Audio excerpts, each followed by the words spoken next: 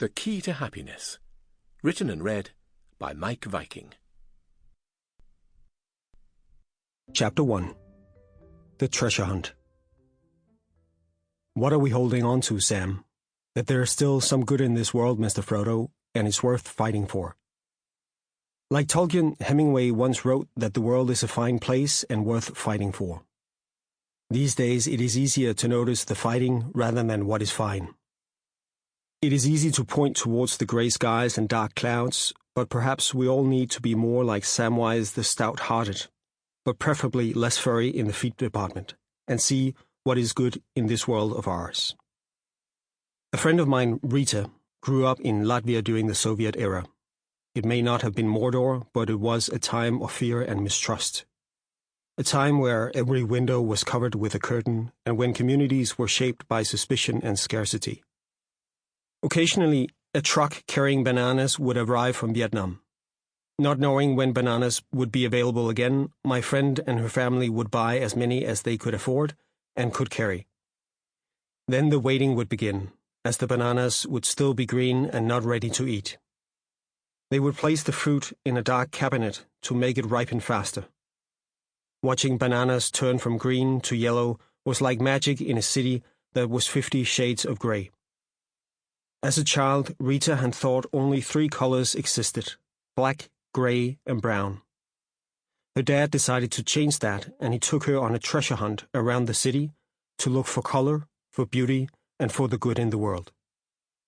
This is the intention of this book: to take you treasure hunting, to go in pursuit of happiness, to find the good that does exist in the world, and to bring this into the light so that together we can help it spread. Books are wonderful idea spreaders. My previous book, The Little Book of Hygge, shared the Danish concept of everyday happiness with the world. The book encouraged its readers to focus on the simple pleasures in life, and since its publication, I have received an avalanche of kind letters from around the world. One of them was from Sarah, who teaches 5-year-olds in the UK and has long had an interest in the mental health of children and how happiness has an impact on their capacity to learn. I read your book and decided to introduce Hygge into my classroom, she wrote. She told me how the class put up fairy lights, shared snacks, lit a candle, and enjoyed story time. We even put a YouTube video of a log fire on our interactive whiteboard to make it feel cozier. On these long winter days, which seem so dreary after Christmas, it is cheering up the whole class and staff no end. I'm trying to figure out how to measure the impact of this on the children's well-being, but I guess the relaxed, smiling faces are measure enough. That is essentially my job as CEO of the Happiness Research Institute in Copenhagen: to measure, understand, and generate happiness. At the Institute, we explore the causes and effects of human happiness and work towards improving the quality of life of people across the world. My work has allowed me to talk to people from all 4 corners of the earth, from Copenhagen mayors to Mexican street food vendors, from Indian cab drivers to the Minister of Happiness in the United Arab Emirates. It has taught me 2 things. First of all, that we may be Danish, Mexican, Indian, Emirati, or any other nationality, but we are first and foremost humans. We are not as different from each other as we may think.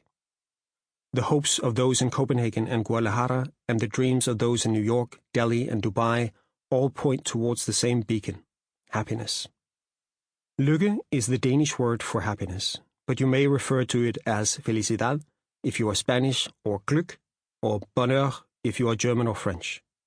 No matter what you call it, storytime will light up smiles in classrooms in the same way wherever you are in the world. A couple of years ago, I was skiing with some friends in Italy. We had finished for the day and were enjoying the sun and coffee on the balcony of our cabin. Then somebody realized that we had leftover pizza in the fridge, and I exclaimed, "Is this happiness? I think so." And I wasn't the only one. Despite the fact that my friends on the balcony were from different countries, Denmark, India, and the US, we all felt that sharing food with friends in the soft warmth of a March sun overlooking the beautiful snow-covered mountains was pretty damn close to happiness. Sample complete. Ready to continue?